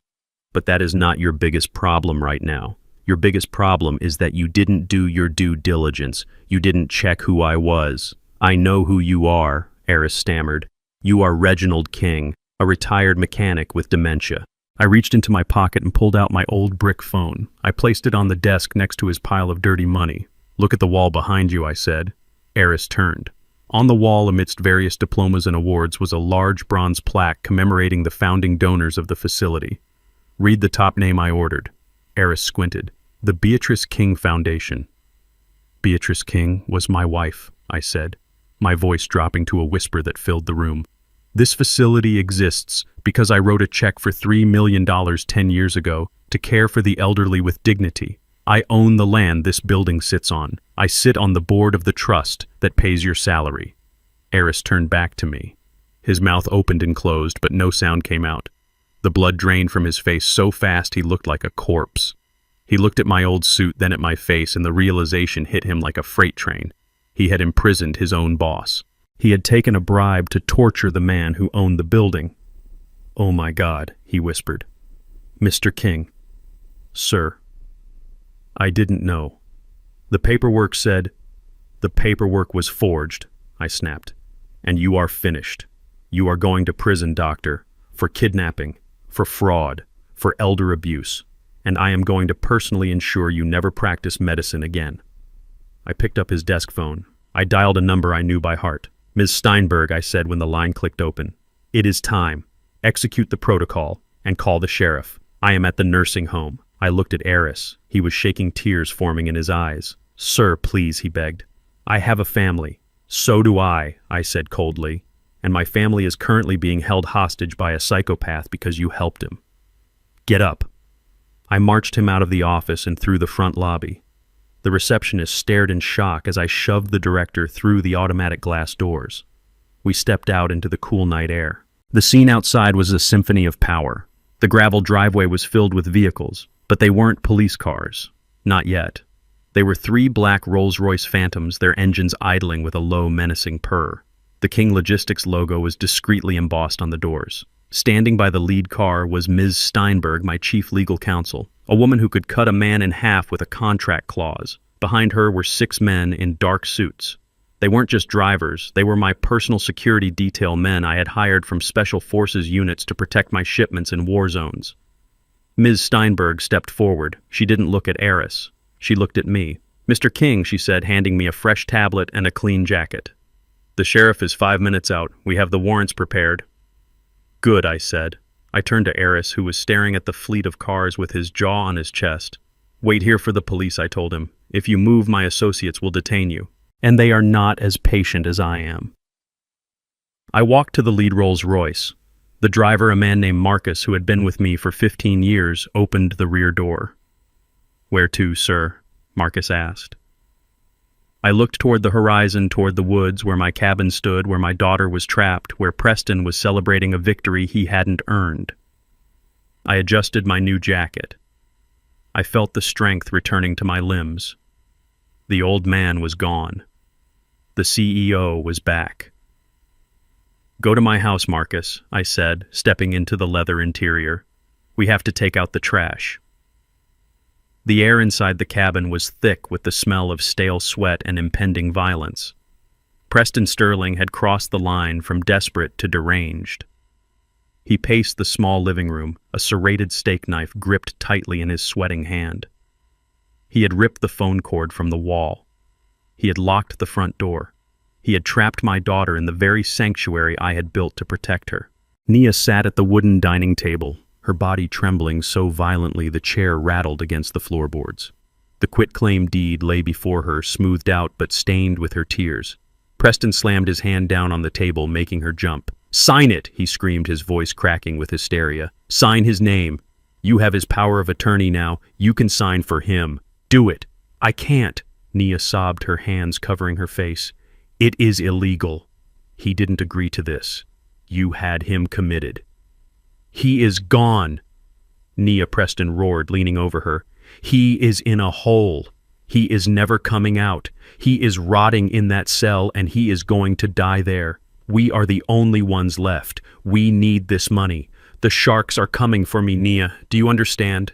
They will break my legs. They will hurt you. He grabbed a handful of her hair and yanked her head back, forcing her to look at him. He brought the knife up, pressing the cold, jagged metal against the soft skin of her throat. A single drop of blood welled up under the blade. Sign the paper. He hissed, his eyes wide and bloodshot. Sign it, or I swear to God I will cut you. I have nothing left to lose. I will kill you and tell the police your crazy father broke out and did it. They will believe me. Everyone believes me. Nia whimpered, reaching for the pen with a shaking hand. She was going to do it. She was going to sign away her heritage to save her life. She touched the pen to the paper. At that moment, the world outside the cabin exploded with light. High-intensity beams cut through the thin curtains, flooding the room with a blinding white glare. The gravel driveway crunched under the weight of heavy, precision-engineered tires. It wasn't just one car, it was a fleet. Preston froze, the knife still pressed against Nia's throat. "Who is that?" he whispered, squinting against the light. "Is it the police?" He dragged Nia up from the chair, using her as a human shield, turning her toward the door. "Don't move," he warned her. "If they come in, you bleed." The front door didn't just open, it disintegrated. A single thunderous crash shook the foundations of the cabin as the lock, the frame, and the wood shattered inward. Splinters flew through the air like shrapnel. Two figures dressed in tactical black burst into the room. They moved with a speed and fluidity that the human eye struggled to follow. They weren't police. They were my personal extraction team men who had cleared rooms in war zones before they ever put on a suit for King Logistics. Preston tried to scream, tried to tighten his grip on the knife, but he was fighting gravity and professionals. The first guard struck Preston's wrist with a baton, a sickening crack echoing through the room. The knife clattered to the floor. The second guard swept Preston's legs, driving him into the hardwood floor face first. Nia screamed and scrambled backward, crashing into the wall. "Stay down," the guard barked, pressing a knee into the center of Preston's back. Preston howled in pain and confusion. "Who are you? What is happening?" Then silence fell over the room. The dust from the door settled. The guard stepped aside, creating a path. I stepped through the broken doorway. I was no longer wearing the moth-eaten wool jacket or the stained work trousers. I was wearing a bespoke Italian suit, charcoal gray, cut to perfection. My shoes were polished to a mirror shine. A silk tie was knotted precisely at my throat. I didn't walk with the stoop of an old man. I walked with the upright, imposing posture of a man who commands armies. I held a gold-handled cane not for support, but as a symbol of authority. I stepped into the light of the living room. I looked at the broken vase. I looked at my terrified daughter. I looked at the man pinned to the floor, like a cockroach. "Hello, Preston," I said. My voice was calm, deep, and resonated with absolute power. Preston twisted his head, trying to see me. His eyes widened until they were almost perfectly round. He blinked, trying to reconcile the image of the ragged old man he had thrown into a van with the Titan standing before him. "Reggie," he gasped. "How? You were in the home. You are broke." I walked over to him. The sound of my expensive shoes on the wood was sharp and distinct. I stopped inches from his face. I looked down at him with cold indifference. "I am not Reggie," I said. "Reggie was a character, a test, and you failed." I signaled to the guards. They hauled Preston up to his knees, forcing him to look at me. He was shaking, sweat and snot running down his face. He looked at the suit. He looked at the guards. He looked at the line of Rolls-Royces visible through the shattered door. "Who are you?" Preston screamed, his mind snapping under the strain of the reality shift. "You are a nobody. You are an unemployed loser." I leaned in close. I wanted him to hear every syllable. "I am the man who signs the checks of the CEO who fired you," I said. "I am the majority shareholder of the bank that holds your mortgage. I am the owner of the land you are kneeling on. And right now, I am the man who owns your life." Preston shook his head. No, that is impossible. You are just a mechanic." "I was a mechanic 40 years ago," I corrected. "Now I am King Logistics. And you, Preston, are a trespasser. You are a kidnapper. You are a fraud." I looked at Nia. She was staring at me, her mouth open, tears drying on her cheeks. She saw the suit. She saw the power, and for the first time she saw her father not as a victim, but as a force of nature. "Daddy," she whispered. I turned back to Preston. "You wanted my money," I said. You wanted my power. Well, here it is. This is what power looks like, son. It doesn't look like bullying a woman with a knife. It looks like ending a man's entire existence without raising your voice. I motioned to Ms. Steinberg, who stepped into the room holding a tablet. Show him, I ordered. She held the screen in front of Preston's face. It showed a live feed of his secret warehouse being raided by the FBI. It showed his bank accounts being seized. It showed his face on a breaking news alert for corporate espionage. You are finished, Preston, I said. You have no money. You have no job, you have no wife, and as of this moment you have no freedom. Take him out of my house, I commanded the guards, and make sure he hits every step on the way down. As they dragged him screaming out the door, I turned to my daughter. I held out my hand. She looked at it, then at me. She rushed forward and buried her face in my chest, sobbing. I held her tight, the expensive fabric of my suit absorbing her tears. The war was over, but the cleanup was just beginning. Preston Sterling was a cockroach. You could step on him, you could spray him, but he always found a way to skitter back into the darkness. I thought the FBI raid on his digital life would be the end of it, but I underestimated the blindness of a mother's love. His parents, decent people who had no idea their son was a monster, mortgaged their retirement home to post his bail. He was out within 48 hours, and instead of running, instead of hiding, he did the only thing a narcissist knows how to do. He sought the spotlight. I turned on the television in my living room. Every channel was broadcasting the same breaking news alert. There he was. Preston sat in a studio chair looking gaunt and bruised, wearing a cheap suit that was clearly borrowed. He was crying. It was a masterful performance. My father-in-law is not who he says he is. Preston sobbed to the interviewer, a woman known for her sympathy pieces. He claims to be a businessman, but he is a criminal mastermind. He has connections to the underworld. He kidnapped my wife. He is holding her hostage in that cabin right now. Those men in black suits aren't security. They are his hit squad. The interviewer leaned in her face, a mask of concern. And the charges against you, Preston, the corporate espionage. Fabricated, Preston insisted, wiping a tear. He hacked my computer. He planted the evidence. He has billions of dollars. He can buy the police. He can buy the judges. I am just a regular guy who tried to protect his wife, and now he is trying to destroy me. Please, if anyone is listening, save Nia. Save my wife. The public ate it up. Social media exploded. Within an hour, there were hashtags trending. Justice for Preston. Free Nia.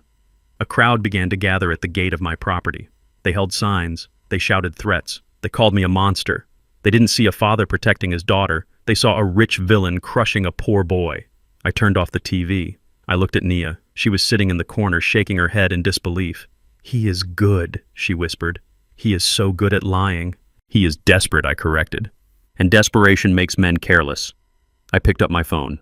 Ms. Steinberg, I said, set up the stage. We are going live in 30 minutes. I walked out onto the porch. The crowd at the gate was growing. News vans were pulling up their satellite dishes, extending like hungry necks. I didn't hide. I didn't retreat. I signaled to my security team. They opened the main gate. Let them in, I ordered. The reporters rushed up the driveway, cameras rolling, microphones extended. They expected a confrontation. They expected a fortress. What they found was a 70-year-old man standing on the porch of a humble cabin holding his daughter's hand. Behind me, my team had set up a massive LED screen. It looked out of place against the weathered wood of the cabin, a monolith of technology in the wilderness. Mr. King, a reporter shouted, "Is it true you are holding your daughter hostage?" I didn't answer. I simply pointed to the screen. The image flickered to life. It wasn't a pre-recorded video. It was a live feed. The timestamp in the corner marked the seconds ticking by in real time. The location was a nondescript warehouse in the industrial district, a property Preston had rented under a shell company 3 years ago. Everyone watched. The reporters fell silent. On the screen, heavily armed federal agents were cutting through a metal door with a blowtorch. Sparks flew. The door fell inward with a crash. The agents stormed inside their flashlights, cutting through the gloom. The camera followed them.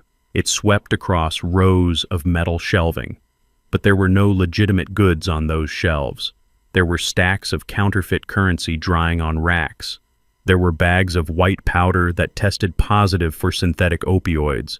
There were boxes of stolen electronics. I stepped up to the microphone my team had placed on the stairs. "Preston Sterling claims I am a criminal," I said, my voice booming across the yard. "He claims I planted evidence." But what you are seeing right now is a federal raid on a warehouse leased in his name, paid for with his accounts, and accessed with his biometric key. The screen split. On one side was the raid, on the other was a document. "This is the lease agreement," I continued, "signed by Preston Sterling, and this is the ledger we recovered from his encrypted cloud server. It details every transaction, every drug deal, every laundered dollar. He wasn't selling logistics services. He was using my company's shipping containers to move contraband." Naya stepped up beside me. She looked into the cameras. Her voice was shaky but clear. "My husband isn't a victim," she said. "He is a predator. And my father didn't kidnap me. He saved me." Miles away in the living room of his parents' modest house, Preston Sterling sat frozen. The remote control slipped from his hand and hit the floor. He watched the screen. He watched the raid. He watched his entire house of cards ignite and burn to ash in high definition. He saw the reporters turning to their cameras, their faces changing from sympathy to shock. He heard the anchor on the news channel interrupt the broadcast. "Breaking news," the anchor said. "The FBI has just issued a nationwide manhunt for Preston Sterling. He is considered armed and dangerous. If you see this man, do not approach. Call 911 immediately." Preston scrambled backward, knocking over his mother's coffee table. His parents stared at him, horror dawning in their eyes. They had mortgaged their home for a drug dealer. "I have to go," Preston stammered. "I have to leave." He grabbed his car keys and ran out the back door. He jumped into his mother's old sedan. He turned the key. The engine sputtered. He looked at the house. He heard sirens in the distance. They were coming. Not just the police. The loan sharks would see this too. Everyone was coming for him. He slammed his foot on the gas, screeching out of the driveway, a man running a race he had already lost. He was no longer a husband. He was no longer a victim. He was prey. Preston Sterling drove his mother's rusted sedan like a man possessed. He ran 3 red lights and sideswiped a parked delivery truck, but he didn't stop. The sound of sirens wailed in the distance, a constant reminder that his world had shrunk to the size of a prison cell. His phone sat in the cup holder, vibrating with calls from numbers he didn't recognize. Probably the press, probably the police, probably the men who wanted to break his legs. He needed a way out. He needed cash. He needed a plane ticket. His mind raced through his list of contacts, but everyone had abandoned him. His friends had blocked his number. His parents were broke because of his bail. There was only one person left. One person who might help him, not out of love, but out of fear. He dialed Henderson. The phone rang once, twice. Preston gripped the steering wheel, his knuckles white. "Pick up, you coward, pick up!" Henderson answered on the 3rd ring. "Hello, Preston." Preston let out a sob of relief.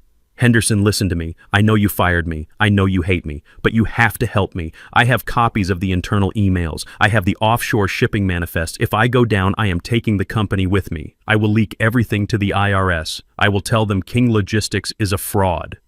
He was bluffing. He had nothing. His laptop was fried and his cloud access was revoked. But desperation makes men believe their own lies. "I need $50,000, Preston shouted, his voice cracking. "Cash. And I need a boat. Get me out of the country and you never hear from me again." There was a pause on the line, then a click. The sound quality changed. "You are on speaker, Preston." A deep, familiar voice rumbled. Preston froze. He knew that voice. It was the voice of the man who had dismantled his life piece by piece. Reggie Preston whispered. "It is Mr. King to you," Reginald corrected, "and you have nothing, Preston. The files you think you have were dummy logs I created to catch thieves like you. Go ahead, call the IRS. They are already looking for you." Preston slammed his hand against the dashboard. "You ruined me. You took my wife. You took my life. You took your own life when you decided to become a criminal," Reginald said calmly. "But I am feeling generous today. I will give you one last chance." Preston's heart skipped a beat. "What?" "I will give you a head start," Reginald said. "I know where you are. I am tracking your phone. The police are closing in on the north side, but the south bridge is clear. Preston looked at the GPS. He was 10 minutes from the South Bridge. If you can make it to the old shipyard in 5 minutes, there is a container ship leaving for Panama, Reginald said. I have a contact there. If you are on that dock in 5 minutes, you might just disappear. Why would you help me? Preston asked, suspicious but desperate. Because I want you gone, Reginald replied. I want you far away from my daughter. 5 minutes, Preston. The clock starts now. The line went dead. Preston didn't think. He didn't question why his nemesis would offer him a lifeline. He just floored the gas pedal. The old sedan groaned in protest but surged forward. He wove through traffic, cutting off cars driving on the shoulder. He saw the shipyard in the distance, the cranes rising like steel giants against the night sky. He checked the time. 3 minutes. He could make it. He was going to escape. He was going to survive, and one day, he would come back for revenge. He crashed through the chain-link gate of the shipyard, tires screeching on the pavement. He drifted around a stack of shipping containers and screeched to a halt at the designated dock. He jumped out of the car, his eyes scanning the water for the ship. There was no ship. The dock was empty. The water was black and still. There was no captain waiting to whisk him away to a tropical paradise. There was only the cold wind coming off the harbor and the smell of salt and rust. Preston spun around, realizing too late that he had been led into a trap. But it wasn't the police. It wasn't Reginald. Parked in the shadows of a container stack was a matte black luxury sedan. The headlights flicked on, blinding Preston. 2 men stepped out. They weren't wearing uniforms. They wore expensive leather jackets and moved with the casual confidence of violence. One of them was holding a baseball bat. Preston knew them. He knew them from the back rooms of the casinos. They were the collection agents for the loan sharks he owed $200,000 to. Well, well, well, the man with the bat said, smiling. Look who decided to show up. We got a tip you might be coming here. Preston backed away, his hands raising in surrender. No. No, please, I can pay. I just need time. You are out of time, Preston, the man said, slapping the bat against his palm. You have been dodging us for months, and now we see on the news you are trying to leave town. That is bad for business. Reggie set me up, Preston screamed. He sent me here. The man shrugged. We don't know who Reggie is. We just got an anonymous text with a location, and here you are. Preston turned to run, but he was slow and tired. The second man tackled him before he could reach the car. He hit the concrete hard, the breath leaving his lungs. He rolled over, trying to crawl away, but the man with the bat was already standing over him. This is going to hurt, the man said simply. The first blow broke his kneecap. Preston screamed a sound that echoed across the empty shipyard. The second blow took the air from his ribs. He curled into a ball, trying to protect his head, sobbing, begging for mercy. But there was no mercy in the underworld. He had borrowed money he couldn't pay, and now he was paying with his flesh. He didn't know how long it lasted. It felt like hours. It was probably only minutes. He lay in a pool of his own blood, his body broken, his expensive dreams reduced to a pulp. He looked up at the sky, his vision blurring. He thought he was going to die. Then he saw the flashing lights. Red and blue strobes bounced off the shipping containers. Sirens wailed, drawing closer. The thugs heard them too. They looked at each other. Cops, the man with the bat said. Let us go. They dropped the bat and ran, disappearing into the shadows of the shipyard. They left Preston lying on the cold concrete, broken and alone. Preston watched the police cruisers skid onto the dock. Officers jumped out, guns drawn, shouting commands. Freeze! Show me your hands. Preston couldn't show his hands. One of his arms was shattered, but he tried. He tried to lift his head. He looked at the officers, not with fear, but with absolute gratitude. Help me, he wheezed, blood bubbling on his lips. The officers approached cautiously. They saw the condition he was in. They lowered their weapons slightly, but kept them trained on him. Preston Sterling, you are under arrest, one officer announced, moving in to cuff him. Preston started to laugh. It was a wet, gurgling sound. He was going to prison. He was going to lose his freedom. But prison had walls. Prison had guards. Prison was safe from the men with the bats. Thank you, he whispered as the officer snapped the handcuffs onto his wrists. Thank you. Please take me. Take me away. Lock me up. Just don't let them come back. They dragged him to the squad car. He didn't fight. He didn't argue. His limp body was loaded into the back seat. As the car drove away, Preston looked out the window. High up on a crane overlooking the dock, he thought he saw a silhouette. A man in a suit watching. A man with a cane. Reggie, he thought. You won. He closed his eyes and let the darkness take him, terrified of what awaited him when he woke up, but grateful that for tonight the beating was over. He had wanted a life of luxury. Instead, he had earned a life of survival, and he knew deep down that he deserved every second of it. The smell of antiseptic in the private hospital room was sharp and cold, a stark contrast to the warmth of the summer afternoon outside the window.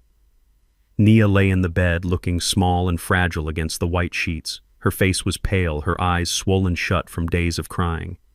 She was recovering from severe dehydration and nervous exhaustion, the physical toll of having her life dismantled in front of the entire world. I sat in the chair next to her bed, a paring knife in my hand, carefully peeling a red apple in one long, continuous strip. The rhythmic sound of the blade against the fruit was the only noise in the room. I didn't speak. I didn't lecture. I just sat there being the father she had forgotten I could be. Nia shifted, wincing as she pulled herself up. She looked at me, then quickly looked away, staring at her hands resting on the blanket. Her shame was a physical weight in the room, heavy and suffocating. "You should hate me," she whispered, her voice raspy. I sliced a piece of apple and offered it to her. She shook her head. "I don't hate you, Nia," I said softly. "I signed the papers. Dad." She choked out, tears leaking from her eyes. "I signed the papers to lock you away. I let them drag you out of your own home. I chose him. I chose a monster because he bought me nice things and told me I was pretty. I am so stupid. I am so sorry." She covered her face with her hands, her body shaking with sobs.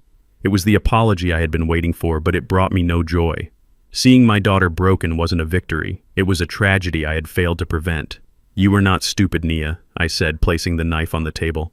"You were blinded. Love does that. It puts a filter over the world. You saw what you wanted to see. You wanted a fairy tale, and Preston was a very good storyteller.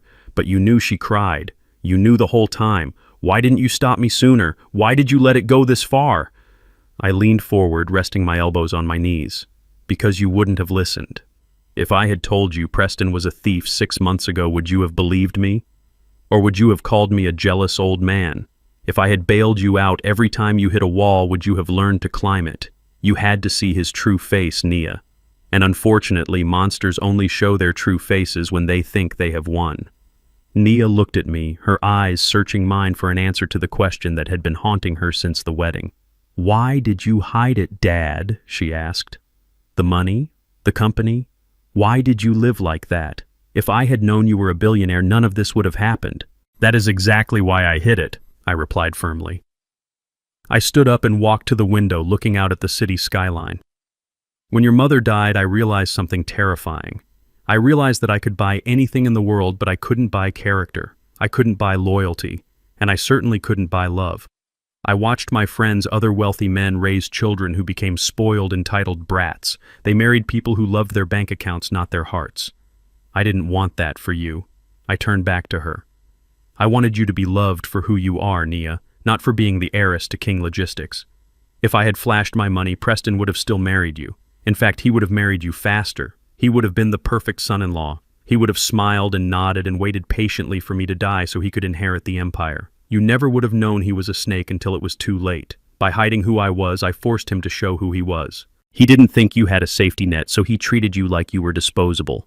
That is how you measure a man, Nia. You don't look at how he treats a CEO. You look at how he treats a person who can do absolutely nothing for him." Nia absorbed my words.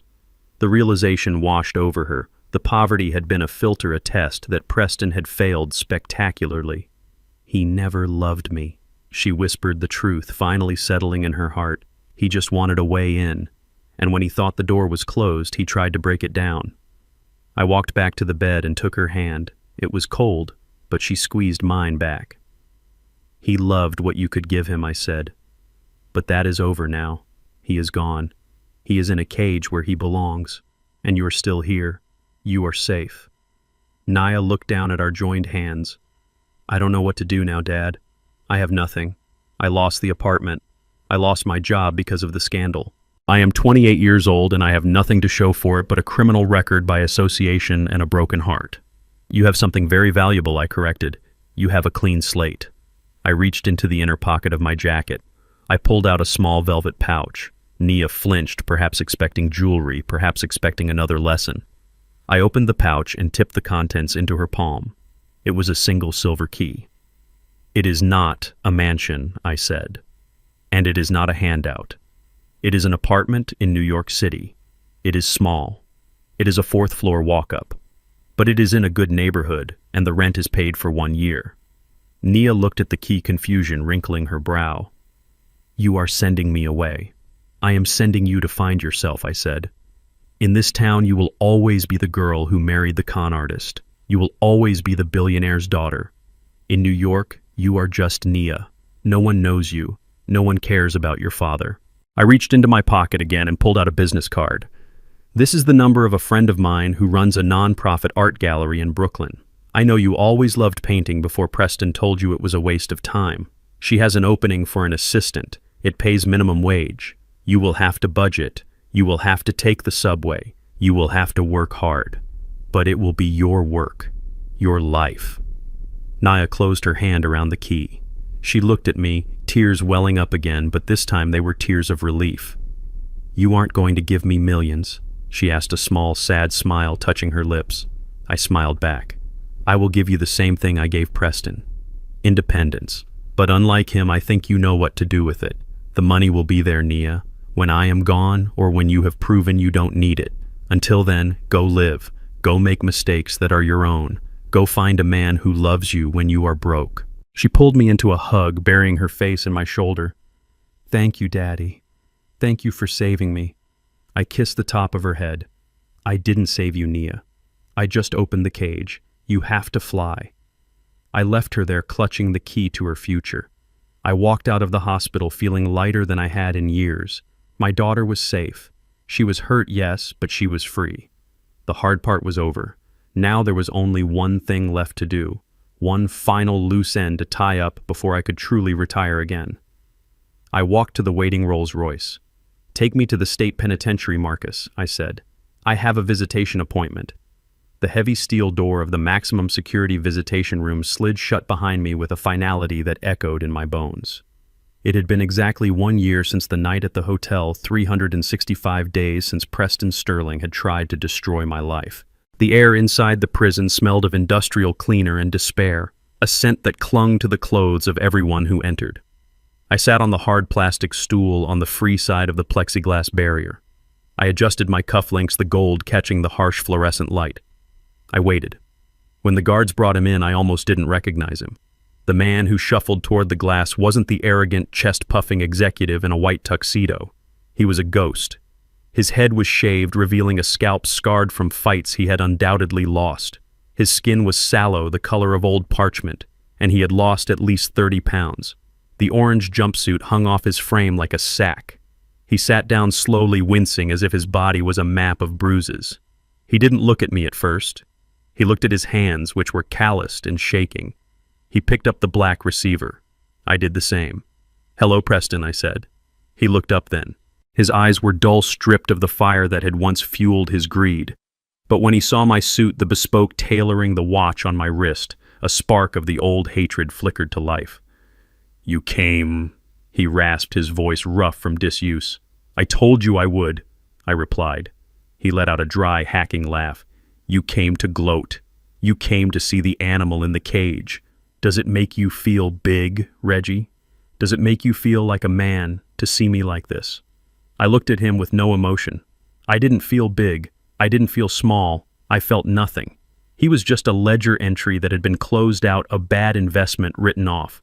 "I didn't come to gloat, Preston," I said quietly. "I came to see if you had learned anything." "Learned anything," he spat, leaning closer to the glass. "I learned that rich people can buy their way out of anything. I learned that the system is rigged. You set me up. You baited me. You set yourself up," I corrected. "You dug the hole, Preston. I just handed you the shovel. You had a good job. You had a beautiful wife who loved you. You had a future. But it wasn't enough. You wanted what I had without earning it." He slammed his hand against the partition. It made a dull thud. "I deserved it," he hissed. "I worked hard. I was the best salesman you had, and you were hoarding millions in the dirt. Speaking of dirt, tell me, Reggie, how is the land? Did you sell it? Did you get your 12 million? Are you enjoying spending my money?" I leaned back, crossing my legs. This was the moment. This was the final nail. "I didn't sell the land, Preston." He blinked, confused. "What?" "I didn't sell it," I repeated, "and I didn't keep it." His brow furrowed. "Then what did you do with it?" It is prime real estate. You said it yourself. I donated it, I said. Preston went still. He stopped breathing. Donated it. Every acre, I continued. I transferred the deed 6 months ago. The cabin was demolished last week. Construction has already started. Construction on what he whispered, a look of horror dawning on his face. The Beatrice King Home for Children, I said. It will be the largest orphanage and foster care support center in the state. It will house 200 children who have nowhere else to go. It will give them education, food, and a chance at a life you tried to throw away. No, Preston gasped. No. You threw away $12 million on orphans. You are lying. You are lying to hurt me. I reached into my jacket pocket and held up a folded piece of paper against the glass.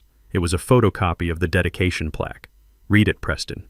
He squinted. His eyes scanned the text. Dedicated to the memory of Beatrice King. Land donated by Reginald King. Valued at $12.5 million. He dropped the phone. It swung by its metal cord, banging against the wall. He stared at me, his mouth open in a silent scream of agony. To a man like Preston, losing money was bad.